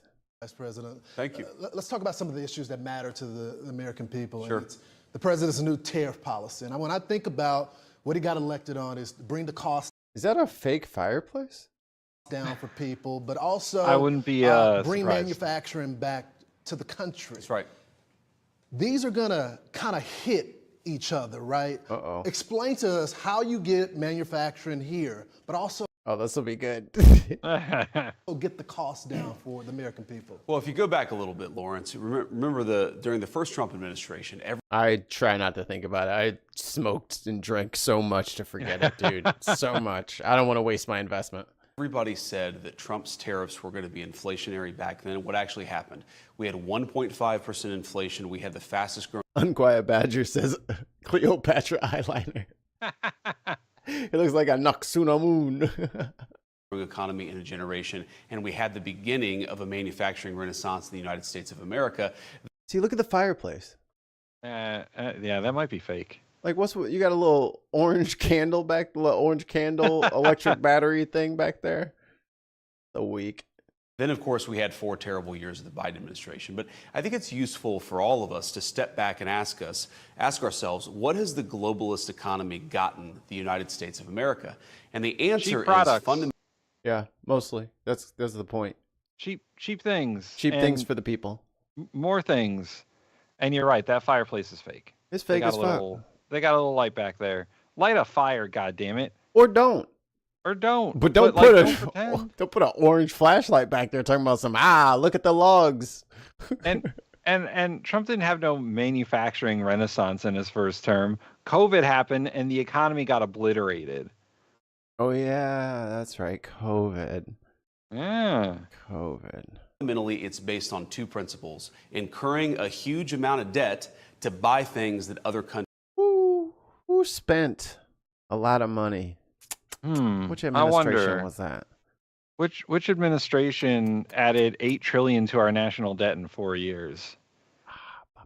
I'll think of it later. Countries make for us. And to make it a little bit more crystal clear, we borrow money from Chinese peasants to buy the things those Chinese peasants manufacture. That is. What the fuck is wrong with this dude? What is he? What the fuck is he? We don't borrow money from individual Chinese people. Oh my God. Dude, you're just racist at this point, right? Like, yeah, he's just... Look, what the fuck was that? He's so dumb. Why did the Chinese peasants catch a stray? Like, what did they say to you? They're not on Twitter making fun of your shitty beard. Right. They didn't do nothing to you, dog. Golly. They didn't read on Twitter how you fuck couches. They didn't read your book. Is not a recipe. Where you bragged about it. For economic prosperity. It's not a recipe for low prices, and it's not a recipe for good jobs in the United States. Yes, it is. Yes, it is. Oh my God. It is the recipe for low prices, in fact. It is. That's how you get low prices. If everything was made in America, imagine how expensive those things would be. I mean, or conversely, guess how little we would make. Right. That's the other side of the coin. We don't even have the resources to make all those things in America. That's why we have trade. Oh, wait till you try some of that delicious Florida coffee. Yeah, right? Oh my God. United States of America. For 40 years, we have gone down that pathway. We've seen closing factories. We've seen rising inflation. We've seen the cost of... Hey, who did that last trade deal we had with Canada? And it replaced NAFTA. I forgot. Oh, yeah. It was that guy with the face. What's that dude? I love Tesla. No, yeah, not him. That guy. No, it not was him. No, it was him. It was called the USMCA because he doesn't have clever ideas for trade deals to name them. It's like YMCA. Housing so high that most My favorite song. Americans can't afford. Yo, and the fact that he dances around the YMCA all the time, and then everyone's like, he's so manly and straight. I'm like, brother, have you seen the music video for YMCA? Afford to buy a home right now. President Trump is taking this economy in a different direction. He ran on that. He promised it. Yeah, fuck the good direction. Fuck that upward direction. No, yeah, he's taking it in a direction where it's going to be more expensive to buy and own a home. Yes, and a car. And grapes. Yeah, and coffee. And now he's delivering. And yes, this is right. This dude is whack. This is a big change. I'm not going to shy away from it. But we needed a big change, Lawrence. We cannot keep going down the Joe Biden globalist pathway where we have $2 trillion. Look at that fucking disgrace of a fireplace, brother. Who do they take me for? You know? And it's freaking spring. What are you, cold? Put the grate over that thing. I imagine the fireplace is going to make it on Unbox later. Oh, yeah. Of peacetime debt and deficits. We have manufacturing disappearing. That is not working for Americans. We've got to take this country in a different direction. Mr. Vice President, there does seem to be a disconnect. You see Wall Street in the media and the markets, and they're freaking out right now. Yeah. You know they're all in bed together. Yeah. But then I look at those workers that were in the Rose Garden yesterday, and they're celebrating. I think about all the diners that I've done across the country. Hey, there's dumb people in there, man. And all these businesses saying we've lost manufacturing here, and they're celebrating the move. What is the disconnect between the market and the people, those workers that are cheering this? I like how those workers are there as if them being there has any sway on anything that's about to happen to them. Like you can be happy that you're going down this path of exile. Like that doesn't mean it's still a good path. Here's the problem: is NAFTA was bad. Yeah. It offshored jobs. Yeah. And we spent the last 20, 25, 30 years trying to fix that shit. But they're doing it in a way that is harmful. Yeah. And it's not going to bring as many jobs in as they think. And the auto workers who are praising this don't realize that when the companies can't afford to buy all the parts for the cars, it's going to be a problem. We're going to have to do another auto bailout. And I mean, Volkswagen, we sell a lot of those. A lot of people already have them. So now you're saying your car is going to cost, instead of it being like a $500 fix, it's a $1,500 fix because we have to order the part from Volkswagen. There are yes, Volkswagen car factories in America. However, the parts are not all made in America. And you're not going to, your car prices are going to go up at least 10%, and they're already pretty high. Yeah. So, good luck affording a fucking car in the future.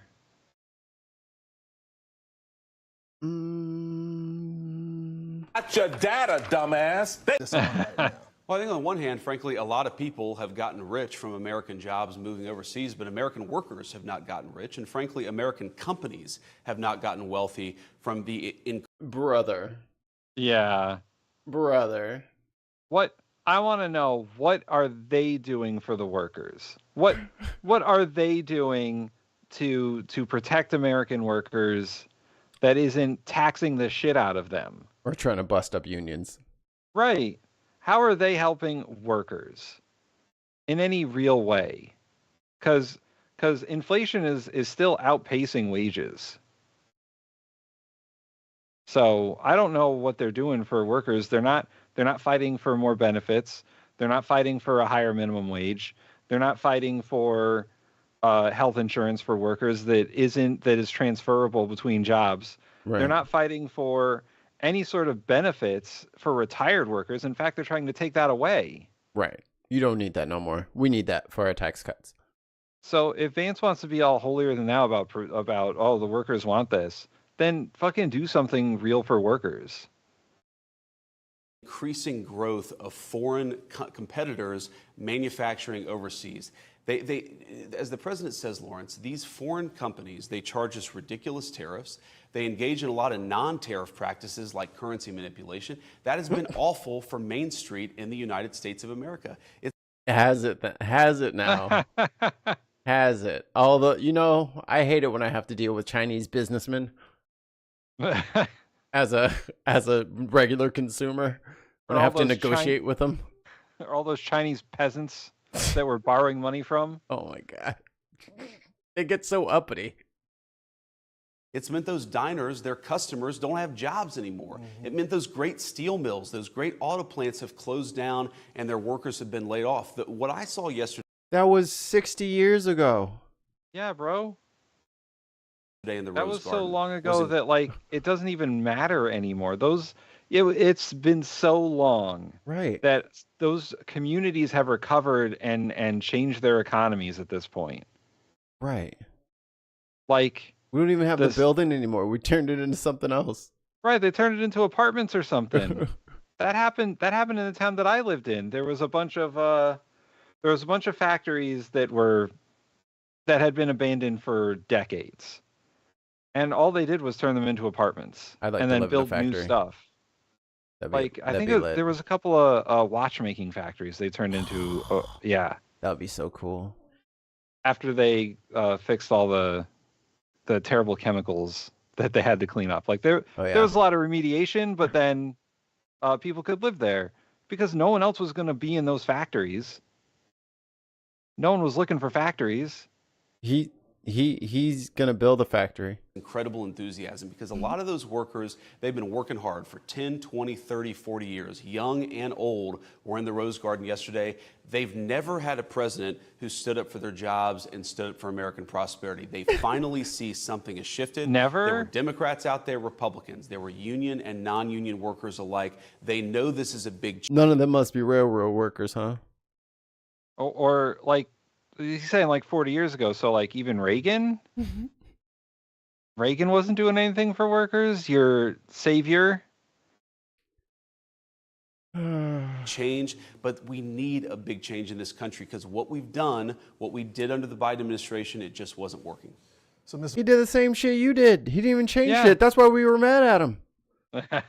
You didn't get rid of the fucking tax cuts. Vice President, I know a lot of MAGA folks, a lot of Americans that are cheering the president on, especially when he takes it to other countries. Sure. They feel like we've been screwed for a long time. Yep. But I also know people that come from our background, they're living paycheck to paycheck. Of course. And they want to do the patriotic... Our background. Whoa. I don't think J.D. Vance remembers the last time he lived paycheck to paycheck. Sure he does. It's on chapter 2 of his book, Hillbilly Hypocrisy or something. Duty of taking it to these other countries, but it's going to hit them a little bit. They feel. What can you tell the American people that they just we'll can't let them say this and then I'm done listening to this asshole. About the government making up the difference from that? Will costs go up at some point? Will this just be temporary? Are we talking 3 months or 6 months? Well, we certainly hear, and I appreciate, how I grew up. I know. I grew up in a family that often did live fucking couches. We know a lot of Americans are worried, so we are fighting very hard to bring prices down. We're going to have the biggest deregulation. No, you're not. No, you're not. No, you're not. Not even a little bit. regulation in the history of this country. We're doing a lot of things and already have done a lot of things to lower the cost of energy. You heard the president mention this yesterday. Eggs, when we came in, were at a 10-year. My house don't run on eggs, sir. Yeah. And you know who's lowering the cost of energy right now? Fucking OPEC, because they're like, oh, we're going to increase output because this is getting crazy. Thanks, OPEC. High, and all of a sudden they've dropped 60% just in the 2 months of the Trump administration. What I don't know if that's true. Ask folks to appreciate here is that we are not going to fix things overnight. Joe Biden left us, this is not an exaggeration, Lawrence, with the largest peacetime debt and deficit in the history of the United States of America, with sky-high interest rates. You don't fix that stuff overnight. We know. Was he just not around for Trump's first term? Did he just not see it? Well, remember, he called Trump a Hitler. Right. That was the other JD. Egg prices he's lying about. Egg prices are down 15% from their high in February. So that's not true. Okay. Yeah, it's not 60%. It's 15%. The average egg price in February was $5.90, a record high, by the way. And they've come down to about $5.15 on average. That's so cheap. 60%, that is. Maybe it's the reciprocal of 15 over 4 times 100 divided by, I don't know. No people are struggling. We're fighting as quickly as we can to fix what was left to us, but it's not going to happen immediately. But we really do believe that if we pursue the right deregulation, we pursue those energy cost-reducing policies, yes, people are going to see it in their pocketbook. They're also going to benefit from the fact that foreign countries can't take advantage of us anymore. That means their jobs are going to be more secure. I don't think you can. Yeah, you've had it too easy, Laos, in Vietnam. And who else? Wasn't Haiti on here? Kazakhstan. Yeah, you've been eating too high on the hog.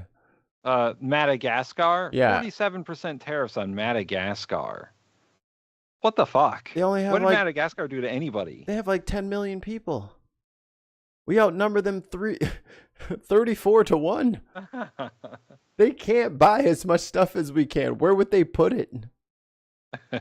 Where would it even fit?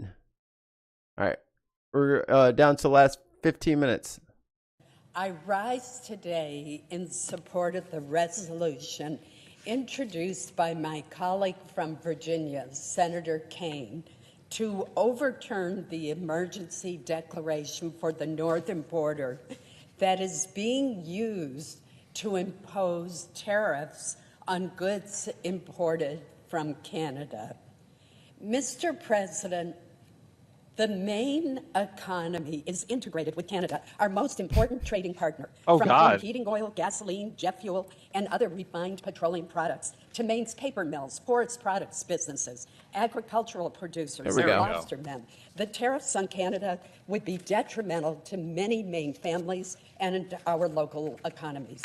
Mr. President, of course, I share the president's goal of stemming the tide of dangerous fentanyl that flows into the United States. I commend him for taking far stronger actions to halt this dangerous and deadly flow than did the previous administration. I do not, however, agree with his invoking the powers of the International Emergency Economic Powers Act to impose tariffs on Canadian goods and products. The fact is, the vast majority of fentanyl in America comes from the southern border. In fiscal year 2024, less than 1% of fentanyl seizures occurred at our northern border. Well, I mean, there is that. I mean, there is the fact that the sole reason that he's saying that he needs all these tariffs is just to declare war on the cartels and stop the fentanyl. But it's not coming from Canada. Nope. So So, just a little context here. This is Maine Senator, Republican, Susan Collins. We'll give her an air horn. Speaking in the Senate before they passed a bill to end the tariffs on Canada, because the tariffs on Canada are crazy. And she's one of 4 Republican senators who voted to end the tariffs. It was Collins, Murkowski, Rand Paul, and Mitch McConnell. Also, a state that's been hit crazy style by Canada, by the Canadian retaliatory tariffs. They were like, "Oh, okay, no more bourbon." Right. And they're like, "Oh shit, we were just playing. Hey, yo, stop. We're playing around." So they passed this bill with bipartisan support. 4 Republicans crossover. I mean, Rand Paul was always going to do this because he fucking hates tariffs. You don't do that. But the other 3, especially McConnell, that's out of the blue, man. Mitch is like, "I'm trying to retire. I don't need to be looking over my shoulder. You better turn that bourbon spigot back on." And our Canadian neighbors are working keeping our elbows up, bud. cooperatively with our government to stop that trafficking. Mr. President, one of the best examples of the intertwined relationship between Maine's economy and Canada can be seen at the Twin Rivers paper mill in Madawaska, Maine, way in the north on the Canadian border. Twin Rivers produces lightweight specialty paper for packaging materials for our nation's newspapers and our retailers' catalogs, for food and environmentally safe papers used in restaurants, and for a wide variety of other paper goods that are used all over the country. In between the slices of cheese. The raw pulp for this paper mill in Maine is piped across the St. John River from Edmundston, New Brunswick to Madawaska, Maine. There literally is a pipeline through which the pulp travels between these 2 sister mills. A tariff placed on this pulp would jeopardize the financial well-being of this vital paper mill, which employs more than 500 people in rural northern Maine. There is not another big employer in that area that could possibly compensate for the loss of those 510 direct jobs. And that doesn't include the indirect jobs, the truck drivers, the loggers, the restaurant owners who would be harmed. The lot lizards. By the closure or reduction in the operation of this vitally important mill. The tariff would not only devastate Twin Rivers, but also harm hundreds of Maine the buskers families. Another example of our integration with Canada is in energy. 95% of the heating oil that is used by most Mainers to heat their homes comes from refineries in Canada. Irving Oil, a Canadian-based company, has one. See, this is the thing, that like between Elon's money and them trying to like fuck over a lot of Republican districts and a lot of Republicans in these border states, like I'm not sure that they calculated this very well.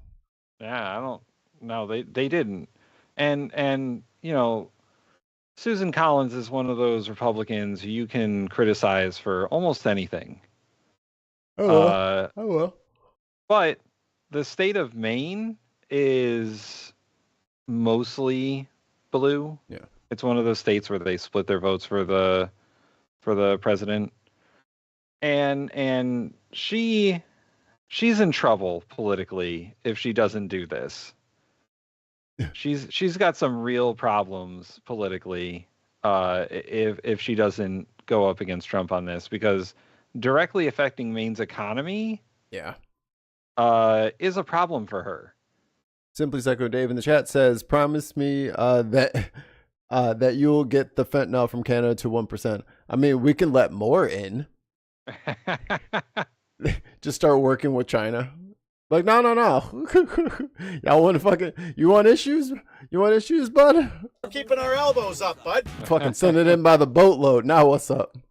I guess the sales in the U.S. products are below 50% in liquor stores and probably 60% at grocery stores. Buy Canadian has rarely been seen this popular in my lifetime. Wow. Irving Ltd. is the largest privately owned company in Canada. You don't want to fuck with the largest privately owned company in Canada, then. Stations in Maine and supplies 2/3 of the state's gas, diesel, and heating oil. This includes, Mr. President, 100% of the jet fuel that is used by the Air National Guard base in Bangor. Fuck. God, dude, they're so stupid. Oh, man. We're not even going to have gas for the jets. Oh, they should have checked first before we did this shit. Be like, where do we get the jet fuel from? Measure twice, cut once. God, Canada? Fuck.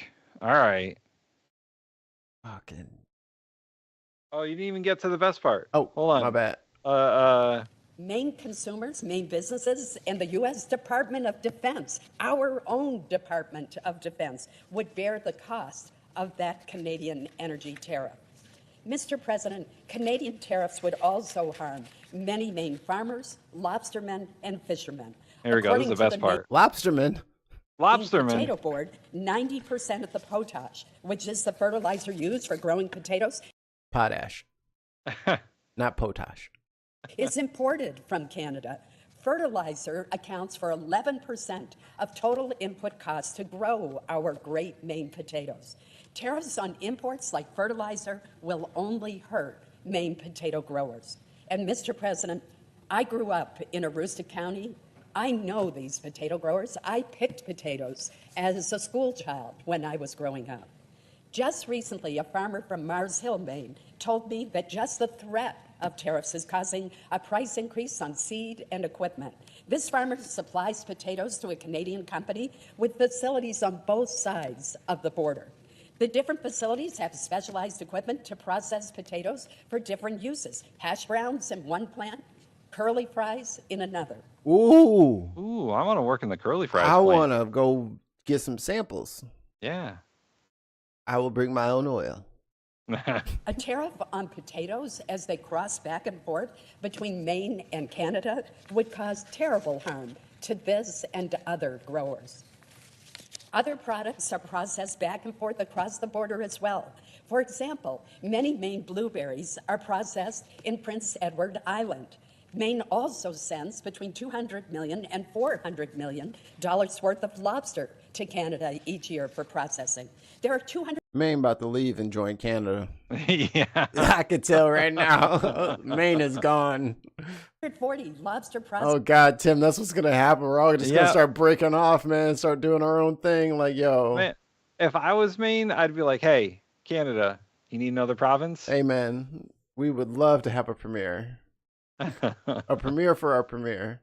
Processing plants in Canada, but only 15 in the United States. I share the president's goal of getting more of that manufacturing done in the state of Maine, done in the United States. But the fact is that if we impose these tariffs on Canadian processing, it's going to be our Maine lobstermen who will bear the cost. It's going to be consumers who bear Not the lobstermen. I'd like to make mention of another industry that would. You're thinking of like a 6-foot lobster, right? Yeah, right. With just pants on. Like top half is lobster, bottom half is man. Yeah. Like One Punch Man side villains. Oh yeah. All right, we only got 5 more minutes of Tim, so let's give this guy a listen. He's one of those filthy Europeans they've been talking about. Good morning, Jana Hammersmeyer for AFP News Agency. The French government this morning said that they would expect measures on digital companies like Google, Apple, Meta to be part of countermeasures. Is that also your expectation? And secondly, you said that the EU would use for example, the anti-coercion instrument. Is that something that's concretely being discussed? Thanks. Of course, we discussed the use of the anti-coercion instrument. This is, of course, the bazooka, the strongest measure we could take. But we have really to analyze and. Yeah, don't say bazooka. This 30 pages justification gives some indication of what the United States are wanting, but we have to be careful. Also, this is the strongest weapon we have, but of course, it's on the table. Let's say it's the way. And yes. You may answer this lady's question.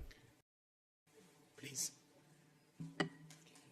Mi Rabanchon, Deutsche Welle para América Latina. I will put my question in Spanish, if I may. Let's put our translators on. Hold on, let me. Thank you. You're welcome. De nada. Diputado Lame, usted ha dicho que el sur global se va a ver muy said that the afectado global por south estas medidas, will be highly estas affected tarifas by del these measures and gobierno these de los tariffs Estados imposed Unidos. by the US government. Brasil es uno de los afectados en cuanto al aluminio, así is affected como by la misma Unión aluminium Europea. tariffs, ¿Tienen ya as is preparados the EU. pasos concretos Do you have para concrete trabajar con los steps in socios mind afectados to en work with este affected campo? partners? Thank you. Of course, with the Mercosur countries, we have the agreement negotiated, and I hope we can ratify it as soon as possible. This will stabilize the economic relation, no doubt about. We will eliminate tariffs. At the moment, we have in some key products on both sides more than 30% tariffs, and this will give opportunities, of course, on the Mercosur side, but also for the European producers to substitute a little bit the situation towards the United States. And let's see if we can really also cooperate in a more lower level way on some items which are now really under attack from the United States. We will see. So as I mentioned, we will now. So what I gathered from that is the European Union is trying to do what they can to mitigate the damage to the global south that these tariffs will do. Right. The direct economic harm that we're causing the global south. The Europeans are trying to assure the global south that they're going to do what they can to try to, make sure you guys don't go hungry from this. Right.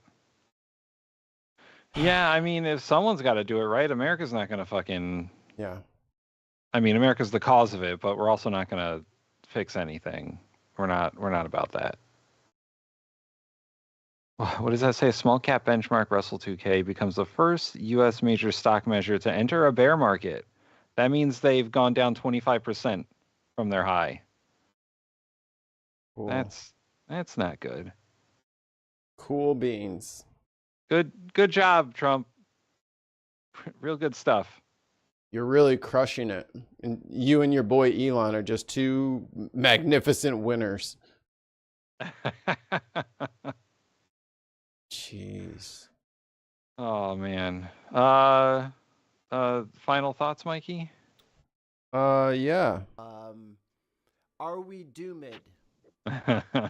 Yes. Goodbye, everyone. Patreon. Honka honka. We're all gonna die. Few of those when I went through puberty. Honka honka, we're all gonna die. Anyway, gets me every time. Yeah, that's today is an interesting day. Yeah. We'll put it that way. The stock market is reacting in a negative way to the Trump tariffs, and shit's gonna get more expensive. Yeah. Which is not good. And I hope we get everything in the ground that we need to get in the ground, and I hope he pussies out on this. I think he will. I think he might be plot committed because he's so stupid. Maybe, but they also had the Commerce Secretary out there begging other countries not to retaliate. Well, he don't get to make that call no more. You know what I mean? Yeah, you don't get to ask for forgiveness anymore. So like and subscribe on YouTube for more content. We'll have some clips going up over the weekend. And are we gonna double stream the Politics Social tomorrow? Yeah. Yeah. You tell him, Zero. And there will also be, I have another book review podcast coming out tomorrow, a short little one about books to get you through the Trump apocalypse. Here's that quote. My advice to every country right now is do not retaliate. Sit back and take it in. Let's see how it goes. Because if you retaliate, there will be escalation. That's such a weird statement to make. don't retaliate because we just want to see if it'll work or not. And if you do retaliate, we're just gonna do it again. Like, yeah, if you don't retaliate, this is the high water mark. What kind of fucking moron? Why are they in charge of anything? You guys have really let us down. Future generations, you have really let us down. Lord have mercy. So patreon.com/the bin podcast for more content. We have a free tier. We love Tesla. And we'll see you tomorrow, I suppose. Bye. Ladies and gentlemen, we got him. Have you ever been wrong? I was like, no.